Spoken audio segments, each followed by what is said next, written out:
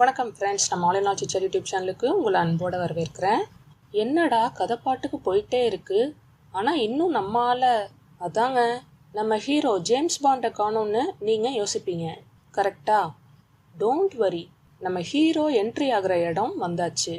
வாங்க இப்போ நாம் கதைக்குள்ளே போகலாம். அப்புறம் இன்னொரு விஷயம், கதைப்படி ஜேம்ஸ் பாண்டுக்கு இதில் 16 வயசு தான்.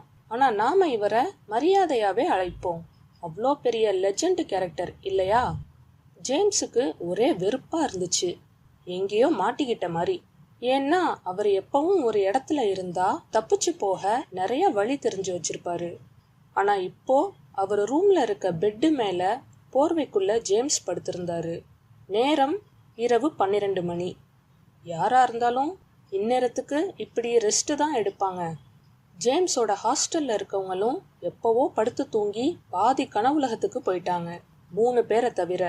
ஒன்று நம்ம ஜேம்ஸ் பாண்ட், அடுத்து இரவு நேர காவலுக்குன்னு இருக்க ஹாஸ்டல் வார்டன் 2 பேர். ஒன்று லேடி, இன்னொன்று சார் காட்ராஸ் அவர் பேர்.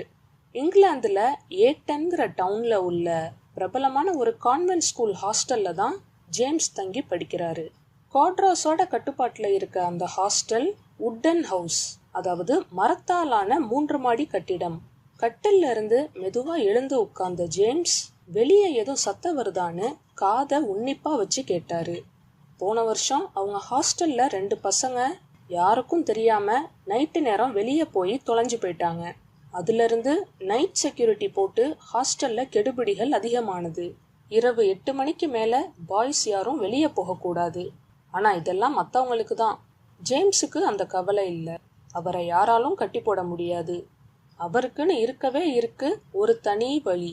அந்த ரூட்ல எப்ப வேணா வெளியே போகலாம், உள்ள வரலாம். ஆனா காட்ரோஸ் கண்ணில் மட்டும் சிக்கிடக்கூடாது. லேடி வார்டனை கூட சமாளிச்சிடலாம். காட்ரோஸ் ரொம்ப ஸ்ட்ரிக்ட். ராத்திரின்னெல்லாம் பார்க்காம ஒரு சிகரெட் எடுத்து பற்ற வச்சுக்கிட்டு ஹாஸ்டல் காரிடாரை சுற்றி சுற்றி நடந்துட்டு இருப்பாரு. அதுக்கு தான் ஜேம்ஸ் உட்டன் ஃப்ளோர்ல கொஞ்சம் சர்க்கரையை அங்கங்கே தூவி விட்டுருப்பாரு. யாராச்சும் வந்தா அவங்க ஷூ அதுல மிதிப்பட்டு வர சத்தத்தை வச்சு உஷாராகிடுவாரு. இப்பவும் ஜேம்ஸ் அதை தான் கவனிச்சிட்டு இருந்தாரு. ஆனா வெளியில ஒரு சத்தமும் இல்லாததால எழுந்து அவர் கபோர்டு கிட்ட போய் வேற ட்ரெஸ் எடுத்து மாத்திக்கிட்டாரு. அப்புறம் ரூமோட ஒரு மூளைக்கு போய் செவத்துல ஒரு செங்கலளவு இருந்த மரக்கட்டைய பெயர்த்து இழுத்தாரு. அது உள்ள இருந்து ஒரு பென் நைஃபையும் டார்ச்சையும் எடுத்துக்கிட்டு ஜேம்ஸ் சத்தம் இல்லாம அவர் ரூம் கதவை திறந்து வெளியே வந்தாரு. ஒரு நிமிஷம் நின்று காரிடார்ல எரிஞ்சிட்டு இருந்த டிம் லைட் வெளிச்சத்துல 2 பக்கமும் தலையை திருப்பி ஜேம்ஸ் பார்த்தாரு. அவர் ரூமுக்கு வலது பக்க கடைசியில வார்டன் காட்ரோஸோட ரூம் இருக்கு. இடது பக்க கடைசியில பழைய நோட்டு புத்தகங்க, உடஞ்சு போன டேபிள் சேர்லாம் போட்டு வைக்கிற ஸ்டோரேஜ் ரூம் இருக்கும். அதுக்கு கொஞ்சம் முன்னாடி பசங்களுக்கான காமன் பாத்ரூம் இருக்கும். ஜேம்ஸ் பூனை போல அடி எடுத்து வச்சு பாத்ரூமை நோக்கி போனாரு. இப்போ நீங்க கேட்கலாம், பாதையில தான் சக்கரை தூவி இருக்கே, ஜேம்ஸ் போனா மட்டும் சத்தம் கேட்காதான்னு. இங்கேதான் நம்ம ஆளோட மூளைய மெச்சணும் நாம. அவர் இதை முன்கூட்டியே யோசிச்சுதான் சர்க்கரைய பாதைக்கு நடுவுல மட்டும் தூவிட்டு சுவர் ஓரமா நடந்து போக கொஞ்சம் இடம் விட்டிருந்தாரு. அதனால ஜேம்ஸ் சுவர் கைப்பிடிய பிடிச்சுக்கிட்டே மெதுவா நடந்து போனாரு. பாத்ரூம் கதவை திறந்து உள்ள போன ஜேம்ஸ் லைட்டை போட்டு ரிஸ்க் எடுக்க விரும்பல. இத்தனை நாள் பழக்கத்துல கண்ணை மூடிக்கிட்டே கூட அவரால் அங்க நடக்க முடியும். ஆனா அதுக்கு அவசியமே இல்லாதபடி மெல்லிய நிலா வெளிச்சம் அங்க ஜன்னல் வழியா உள்ள வந்தது.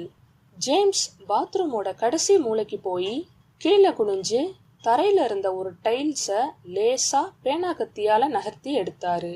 அதோட இன்னும் 3 டைல்ஸையும் பெயர்த்தாரு.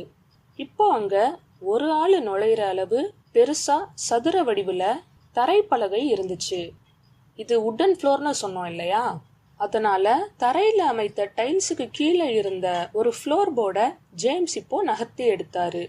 இதுக்காக கிட்டத்தட்ட 1 வாரம் நைட்ல ஜேம்ஸ் உழைச்சிருக்காரு.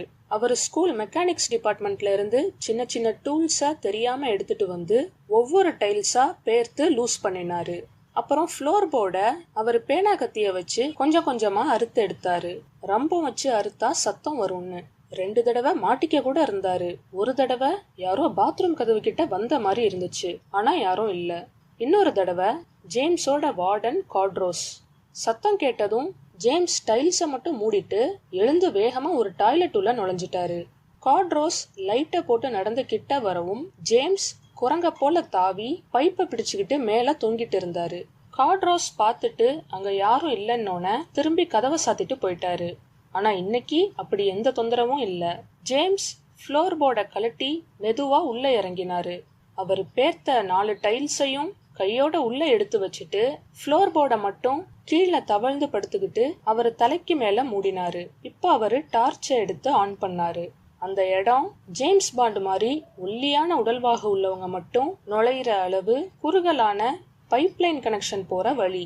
ஒரே தூசும் தொப்பட்டையுமா அங்கங்க சிலந்தி வலையும் பின்னி இருந்துச்சு. பாண்டு டார்ச்சோட மெல்ல ஊர்ந்து போனாரு. அவருக்கு மேலையும் கீழையும் தூங்கிட்டு இருக்க ஹாஸ்டல் பசங்களுக்கு சத்தம் கேட்டுடக்கூடாதுன்னு. அப்படி கேட்டாலும் அவங்க யார்கிட்டையும் சொல்ல மாட்டாங்க. ஆனா அவங்கெல்லாம் கனவுல கூட நினைச்சு பார்க்க முடியாத ஒன்ன பாண்ட் இப்போ நிஜத்திலேயே அசால்ட்டா செஞ்சிட்டு இருக்காரு. ஆமா, ஹாஸ்டலுக்கு வெளியே போக போறாரு. அதுவும் இந்நேரத்துல சீக்ரெட்டா. அப்படியே நகர்ந்து பாண்ட் பாதை முடியிற கடைசிக்கு வந்தாரு. அங்க இருந்த ஃப்ளோர் போர்டுலாம் ஏற்கனவே பெயர்ந்து பாதி உடஞ்சும் இருந்துச்சு. பின்ன 200 வருஷ பழமையான கட்டடம் இல்லையா? பாண்ட் அதை ஈஸியா தள்ளி வச்சுட்டு எழுந்து மேலே ஏறி ஸ்டோரேஜ் ரூம்குள்ள வந்தாரு.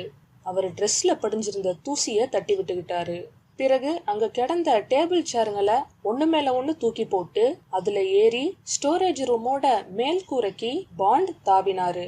தான் தலைக்கு மேல இருந்த கண்ணாடியை திறந்து நொடியில கூரைக்கு வெளியே வந்து உட்கார்ந்திருந்தாரு. Thank you friends.